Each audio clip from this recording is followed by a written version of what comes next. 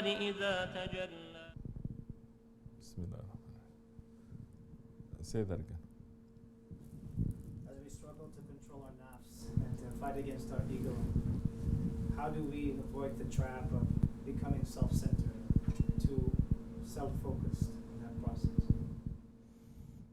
أعوذ بالله من الشيطان الرجيم بسم الله الرحمن الرحيم استغفر SahibulSaif حسبنا الله طريقتنا الصحبة في الخير من جميعات. Our way it is continuing through the sohbat, and through the sohbat we learn our religion. It is through the sohbat that the Sahabe Kiram learned the religion.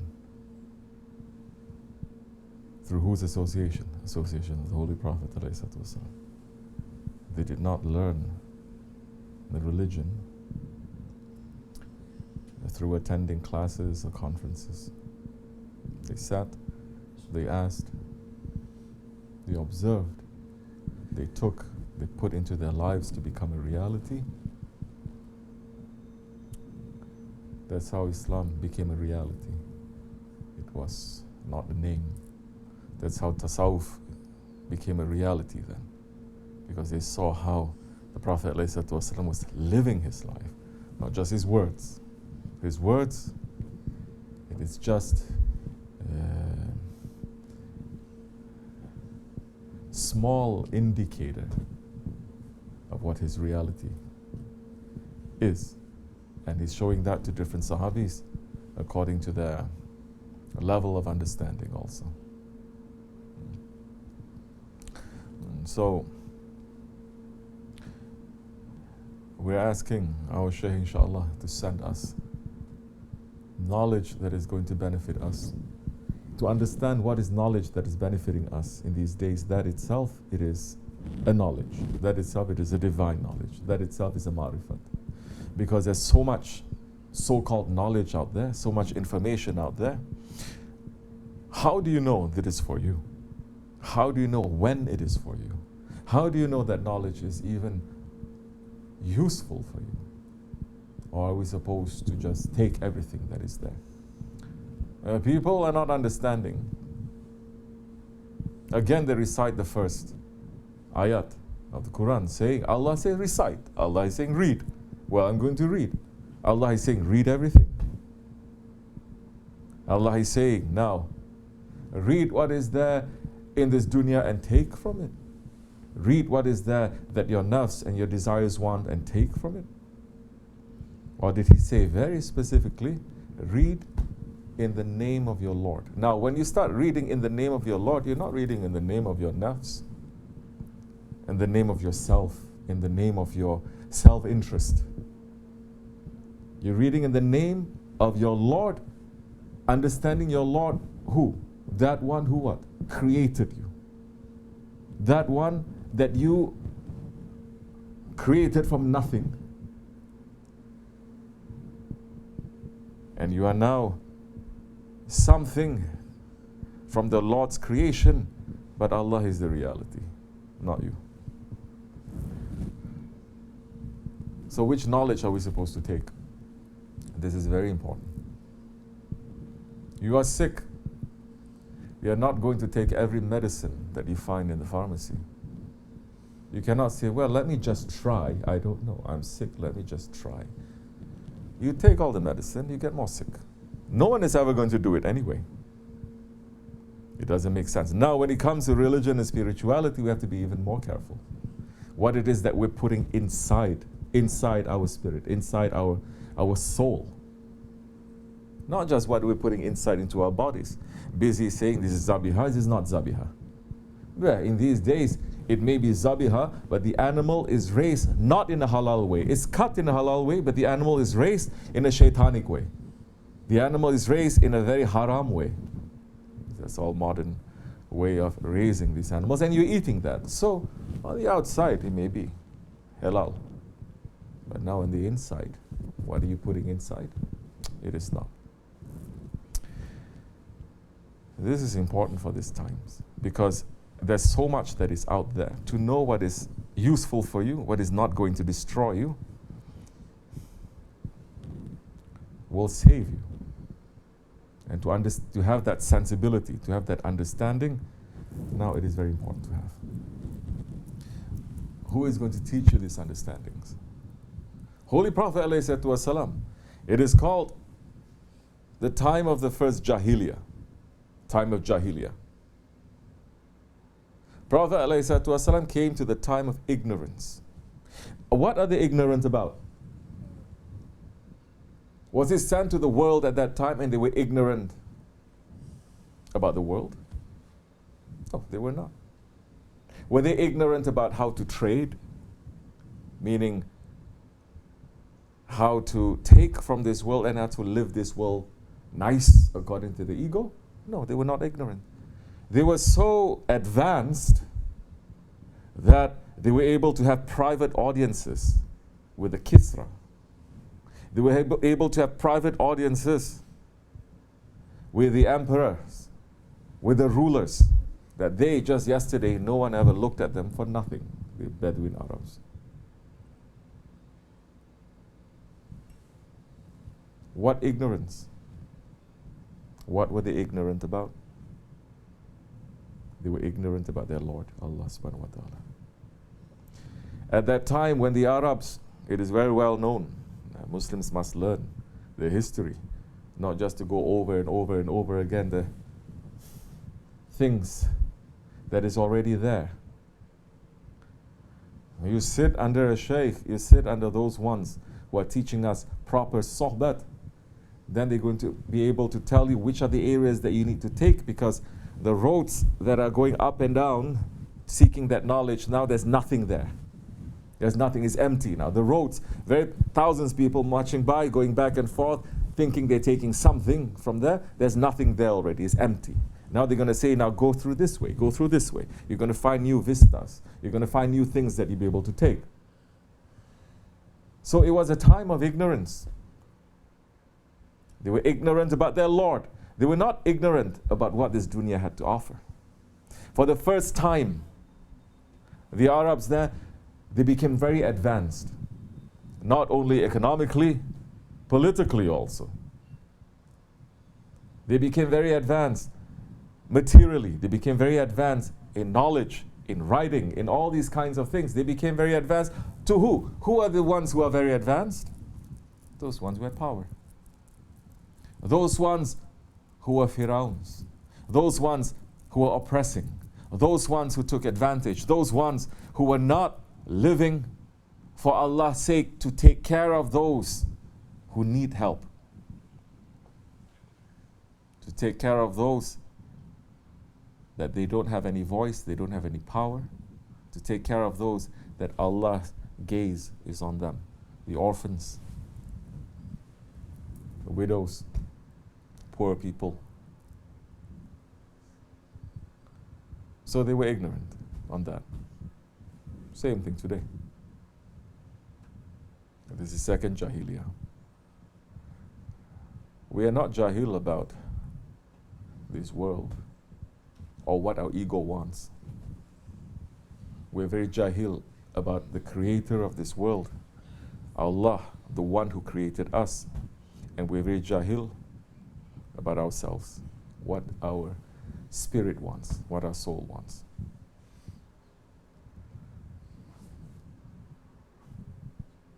So now, a question that you asked. In understanding ourselves, how do we stop ourselves from becoming too focused or too self-centered? I'm going to take the meanings of self-centered in both ways. Self-centered meaning that you become centering yourself, you become too focused, or you become arrogant, or you become proud.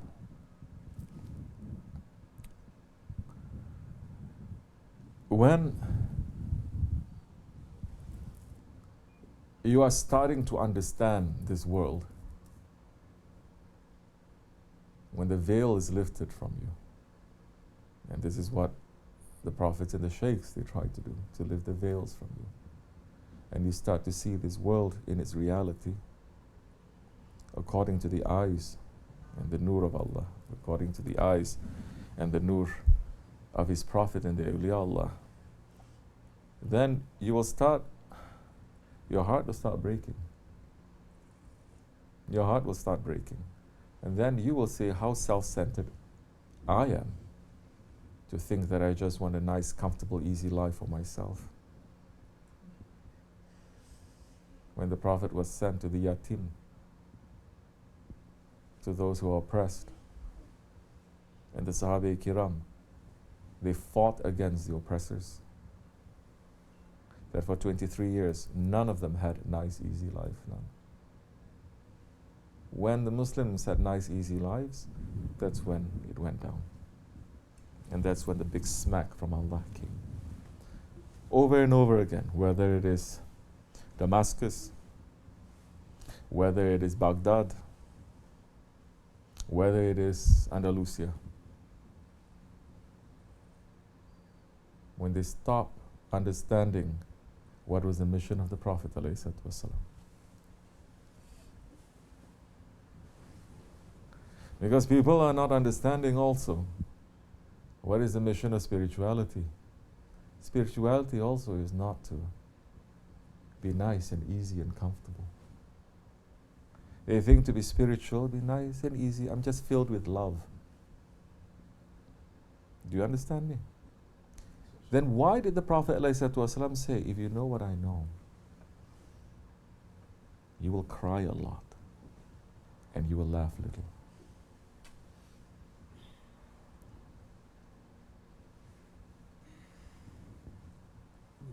If it is nice and easy, which Ahlul Bayt we're following then? That they had nice, easy life. To say this is my right, I'm a descendant of the Prophet. Which Imam of the Mezhabs had nice, easy lives? Or did they, until their grave, kept crying and kept fighting? Against what? Against the tyranny that is this world. How do you become? That way you cannot become focused on yourself. You're not focusing on yourself.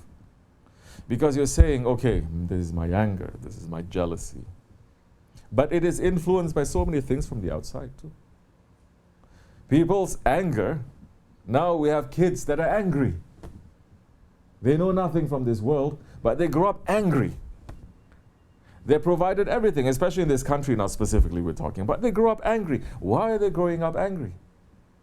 Now you're going to understand they are fed with everything, but they're not fed with spirituality, with the zikr and with the love and the fear of Allah and His Prophet. Then you're going to discover, oh, actually all those video games and all those internet and everything is contributing very, very big part to why they're growing up after the anger has, because they get very excited, they finish all that excitement, they become bored. When they become bored, they become angry. When they become angry, they become anxious. And then we wonder why at such a young age now, everybody is thinking, oh, I'm so anxious, my heart is beating so fast, I don't like anything. At a young age, they already feel jaded with this world.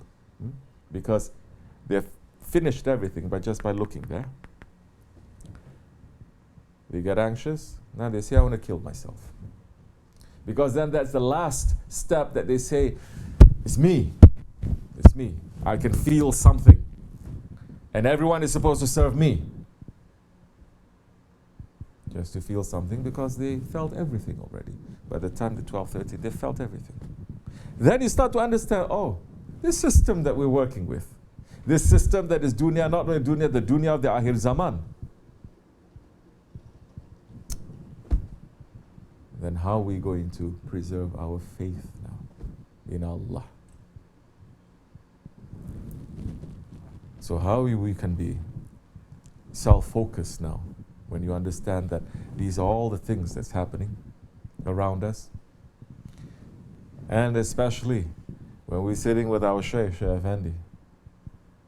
And then he's going to go back and go back and go back and trace. Because when we talk about the ego too, we're not just separating it for everything else. We don't. Scholars, they do that. We don't. We say it has to do directly with what this world is doing to us. And our place in this world, our pleasing of this world. It has everything to do with what happened since the fall of the Khilafat. It had everything to do from before then too. So now you start tracing everything to its origin, to its beginning. Then you say, okay, I was walking fine one time, then I fell down because I tripped on something. I'm going to get up and I'm going to look at where I tripped from. Then I'm going to discover so many things about myself and about this world. I'm going to try to make it better. If not for me, for the future generation. For those who are going to listen. There's no guarantee our children are going to listen to us too. So, if anything, the way that the sohbet of our Shaykh is going completely against that self-centeredness. Just, okay, I'm just going to worry just about myself and this. We know what are the things that contributes to it from top to bottom. Top to bottom. Shaykh Maulana Hazrat Ali, may Allah raise his station. Every year he would go to London. For the last 10 nights of Ramadan. And every time at the customs they would ask him, what is your purpose in visiting us? What did he say? To bring down kufr. He said that. They thought he's a funny old man. But he's speaking truth. They asked him once, if there is something that you want to change in this world, what would you change? Huh? They expect him to give a very Sufi answer. You know what he said? He says, everything.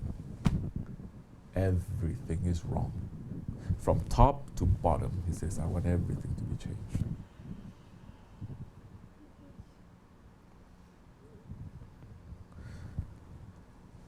In this kind of understanding, you cannot be selfish.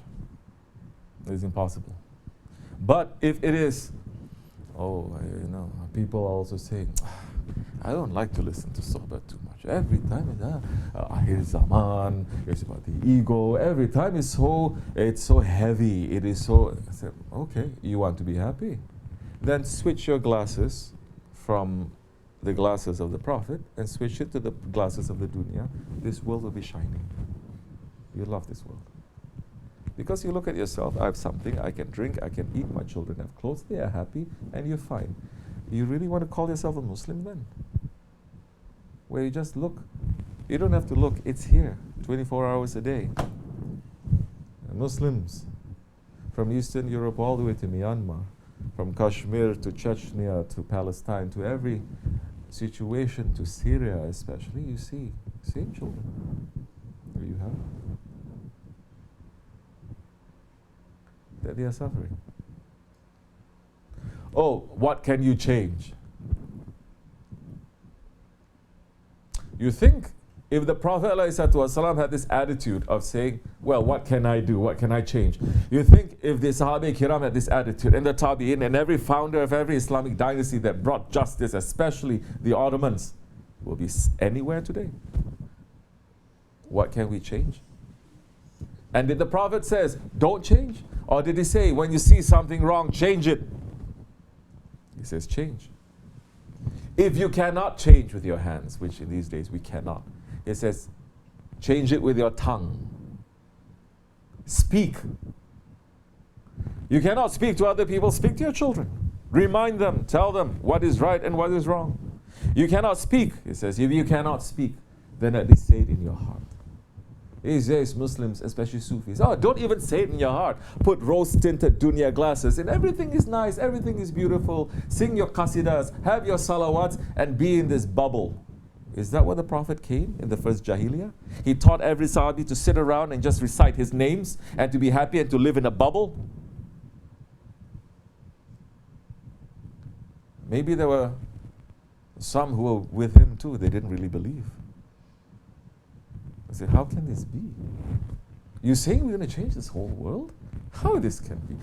You say that we're going to bring down the superpower? The Romans, we're going to bring them down. You're going to bring down the Persians, we're going to bring them down. These dynasties, these civilizations have been around for thousands of years. And we don't even have food enough to eat. We don't have weapons in our hands. We don't have clothes to wear. And you're saying Because a vision came to you when you are hitting the rock in the battle of Uhud, that we cannot even afford to go out to engage in battle the way that we've done for thousands of years, to hide and to build a trench around us. The Arabs didn't know how to do that. It was Hazrat Salman al-Farisi's war tactic. They didn't want to do that. They said, we have to go out, we have to fight, man to man. He says, no, we're going to build a trench and then we're going to wait. It is Uhud, right? Khandak. It is the battle of Khandak. And it says, Prophet says, no, we're going to dig a trench. And then when his tool struck the boulder that they're both, all of them trying to move, and it flashed 3 times. When it hit, and the vision was shown to him, he says, we're going to defeat them, we're going to defeat them, we're going to defeat them. You think there were not people there? I says, how is this going to be possible? Of course there were. Then what happened? Victory is coming from Allah. Victory is coming from Allah, but only if Allah is in your heart. If the dunya is in your heart, victory will not come to you. Because it is the purpose of the dunya to grind you. It is never the purpose of the dunya to give you victory. These past 100 years, Allah has given some victory to the unbelievers. But don't think that Allah is not ruling this world anymore. Don't think that the power is not given to the awliya Allah anymore. This is a test to the believers to see, do you still believe? Do you still believe?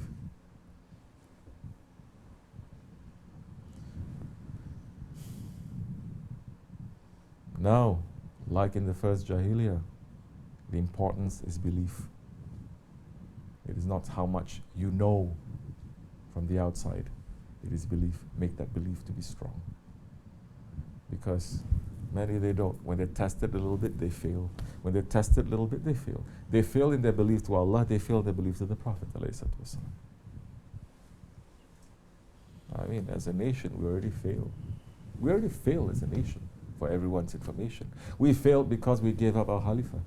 We failed. We failed because now we cannot even defend our brothers, our sisters, our mothers, our fathers, our children. We cannot even defend them from being oppressed and from being killed every single day. We cannot. We already failed. So what is it that we're so proud of these days, Muslims are? What is it? What should we be proud of? Because we went to the moon? Because we're making trade deals here and there? Because we have nuclear arms? So now coming back to us, you understand? It's very big. And it all affects us.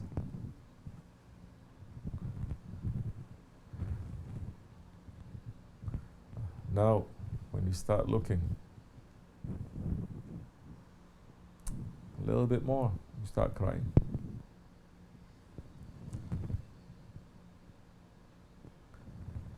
Then, the blessings that Allah has given us, be thankful.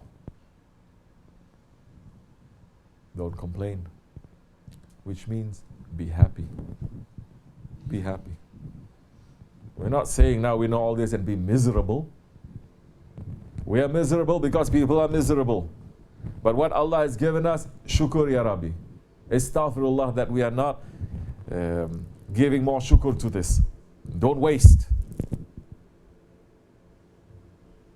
So now, we are in between hope and fear. This is where our faith has to be. You understand? Then, because of the idea of the spiritual person is supposed to be at peace with everyone, a man of peace, he's peaceful with everything. What happens when there are two sides, Haq and Batil, they're fighting, and there is a man of peace who says stop fighting? You think that one is a man of Allah? That one has to be Shaitan. When Haq and Batil, they're fighting, and somebody says, please, please, don't fight. Let's come together.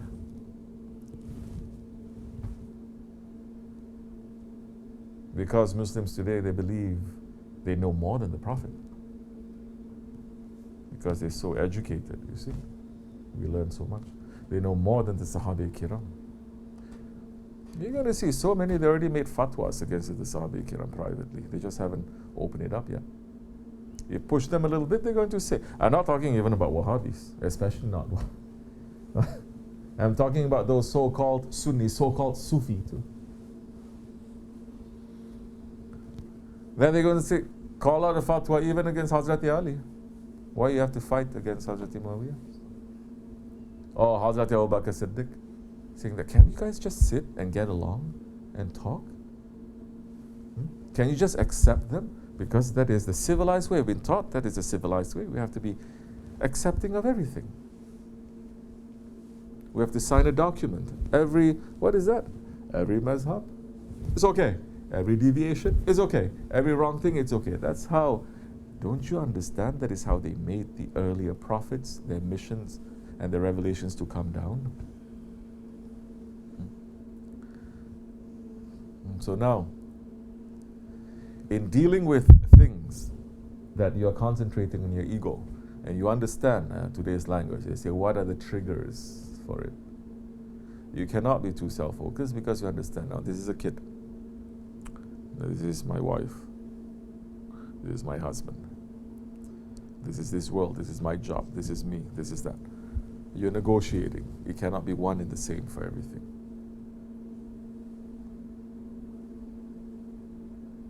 And the purpose of that is to make your heart to move. There's nothing more sickening than we see someone who's just making so much zikr, doing so many things, worship, and he's so at peace in this world. Was the Prophet at peace in this world in the first Jahiliyyah? Sahabi Kiram, that they're so at peace and they keep smiling, everything is at peace. Then you're not fighting against. If you're not fighting against the oppression in Dajjal, maybe you cannot change with your hands, then don't step forward. If you cannot change with your hands, then why are you commanding millions? You say, I can only speak. You don't even speak to stand up for haqq. Allah knows what is in your heart.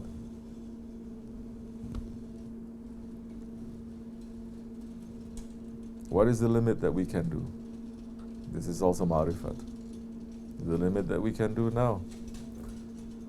We speak to ourselves. No one wants to listen, you speak to yourself. Remind yourself. Family is not listening, that's okay. Speak to yourself. Remind yourself.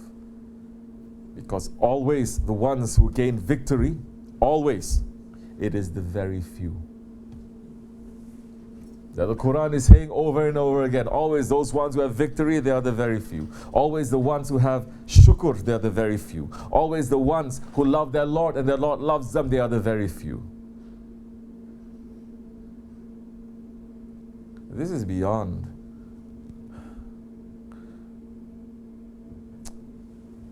the trappings of religion. This is getting into the heart and the substance of the mission of the Prophet ﷺ. We're talking about nubuwwat here.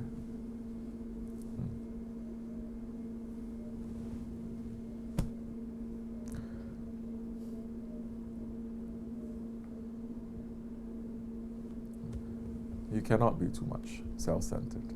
You cannot be too much self-focused, because you always want to please Allah. You always want to do the right thing. Then you'll see this one, I can only give this much now. This is the one. Don't give more than that. This one is different. The other one is different. The other one is different. You must always be active and negotiate that. Yes, this is Jihadul Akbar. Somebody was telling me, oh, when is this going to stop? I say, it'll never stop until you die. Because this is now, you're tasting a little bit of what the prophets they went through. You say you love him so much, but you're not going through what he's going through. Those who say they love him so much, and you can still smile.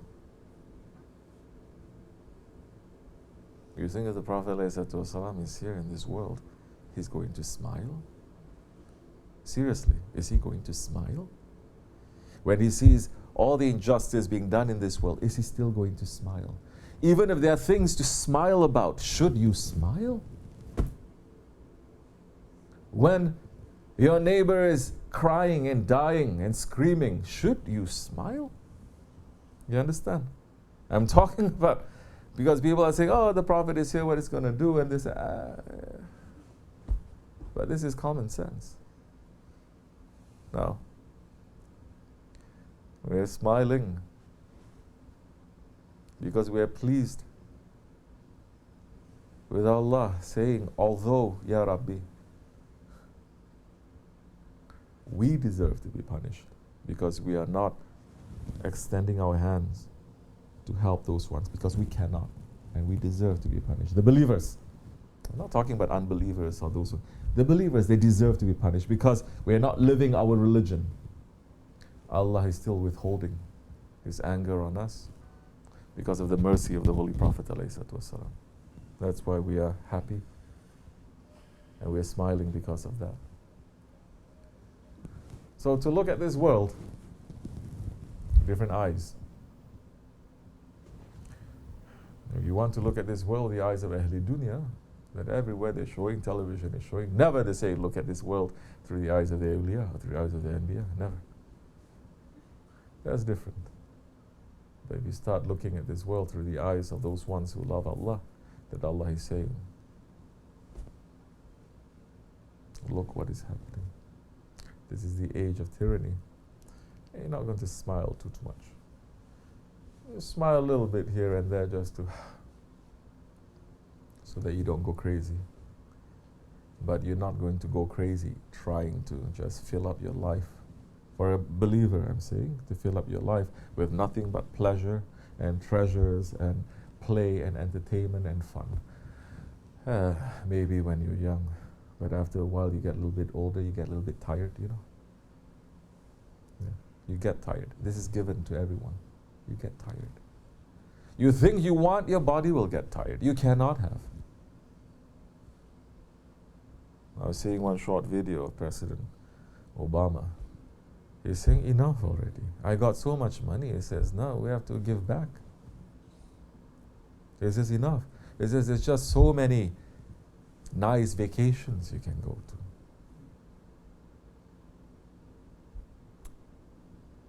There's just so many nice houses you can own.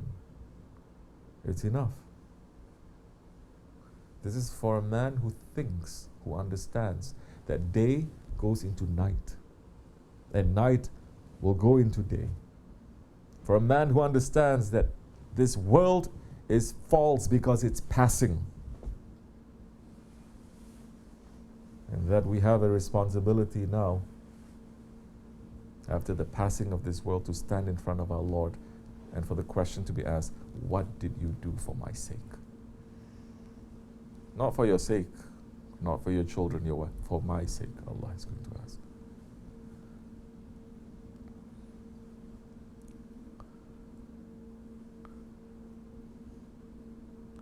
May Allah forgive us.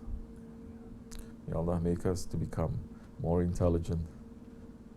May Allah grant us more hope and grant us more fear to keep us on the straight way. May our Shaykh's feet always be on our necks. May Allah forgive me and bless you. Al-Fatiha.